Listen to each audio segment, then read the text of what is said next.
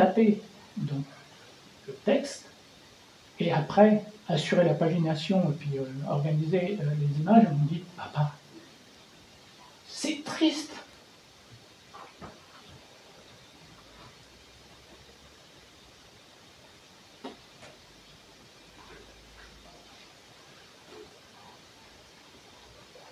Je voyais tout à l'heure la dame qui pleurait. C'était vraiment l'enfer. C'était vraiment l'enfer. Il y a eu des gens qui ont été brûlés, des cultivateurs autour de Guerzavret qui transportaient l'essence dans des jerrycans et dans des fûts, ont été brûlés vifs, leurs chevaux aussi, parce qu'on parle beaucoup des hommes, mais moi ce qui m'a beaucoup marqué, ce sont les chevaux. Plus de 80 chevaux ont été tués. Ces chevaux, ils râlaient, pleuraient, hennissaient, ils réclamaient leur maître. Et leurs maîtres sont venus. Peut-être 3, 4 cultivateurs sont venus essayer de dételer leur cheval. Leur cheval, c'était leur compagnon, c'était leur ami, c'était leur outil de travail. C'était vraiment précieux pour eux. Et pour moi, toutes ces facettes de la bataille sont importantes. On devrait presque avoir un monument comme ils en ont dans des vidéos. Hein, c'est un cheval au milieu de la place parce qu'ils ont payé aussi le fort prix. Alors, bien sûr, rien à voir avec les hommes, mais c'est pour restituer cette ambiance. C'était vraiment une ambiance cauchemardesque. Il y avait le bruit, il y avait l'odeur. Et donc, il y a un journaliste qui a parlé de ça, je ne sais pas, il vous fera vivre l'odeur. C'est pas mon intention de le faire, mais j'imagine très bien quelle douleur c'était hein, pour un ensemble de personnes, plus des cultivateurs d'ailleurs, parce qu'on est dans un terroir agricole tout de même. Les cultivateurs qui voyaient leurs chevaux éventrés, donc les intestins à l'air, les jambes coupées, toutes sortes de choses terribles, et ces odeurs de mort. Il faisait très chaud, et ce jour du 9 août, vraiment c'était une odeur de mort qui planait. Alors, on peut dire que quand le soleil s'est couché, c'était vraiment un ciel de sang, aussi bien que le sol. Et puis, il y a les hommes, hein, on parle beaucoup de ceux qu'on connaît, et on ne parle pas beaucoup de ceux qu'on ne connaît pas, parce que j'ai essayé de trouver mes portes s'ouvriront, je suis un jour pour les découvrir, j'ai essayé de trouver les soldats allemands. Alors il y a des gravures, moi, qui m'ont... Il n'y a pas de photo, mais un témoignage, 2 témoignages, 2 personnes ont témoigné. Pour moi, c'est important quand 2 personnes témoignent, parce qu'on peut faire... on peut croiser. Voilà, exactement. On peut les croiser et bon, évaluer si c'est crédible ou c'est crédible ou pas. Et là, c'est à côté de l'école Sainte-Marie, si je ne me trompe pas, il y avait des hangars, enfin des creux hein, dans le sol qui servaient en fait de garage aux camions allemands.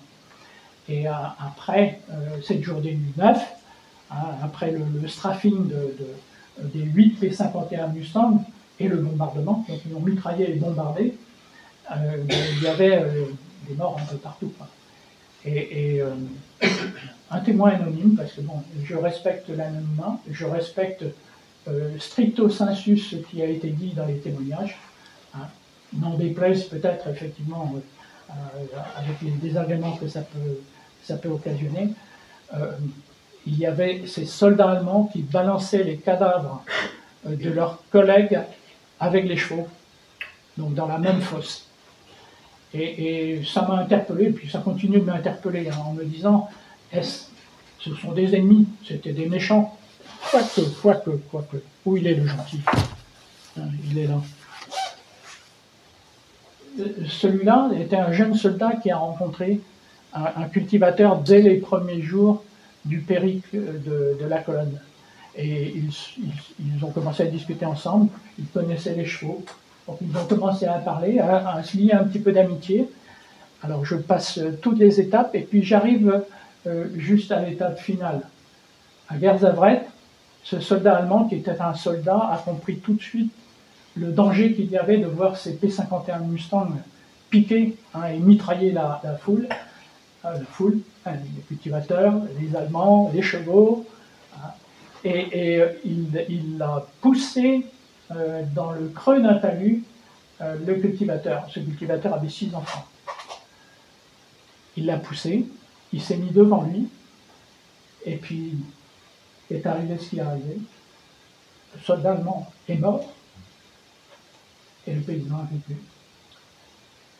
Donc il n'y avait pas que des méchants. Il y avait des gens qui savaient faire, des soldats allemands qui savaient faire preuve d'un peu d'humanité. Et ça m'a rassuré. Parce que d'un autre côté, donc tout à l'heure on a entendu Pierre Gazenec parler, la démarche de recherche, elle n'est pas juste à côté, elle est partout. Elle est aussi à côté, mais elle est aussi partout. Et je suis allé donc jusqu'à Washington, à la NASA, pour chercher les documents. Malheureusement, je n'ai pas pu rester 2 mois. Ça coûte trop cher pour mes modestes moyens. Mais j'ai pu trouver quand même des photographies de ces otages saint-paulitains exécutés par donc le 629 Eust bataillon, le bataillon de l'Est, de la 266e division d'infanterie allemande commandée par, où est-ce qu'il est, notre cher Spang. Notre cher ami Spang, il doit être de l'autre côté. Alors, M. Spang a été fait prisonnier à Plouvien. Il s'en est sorti.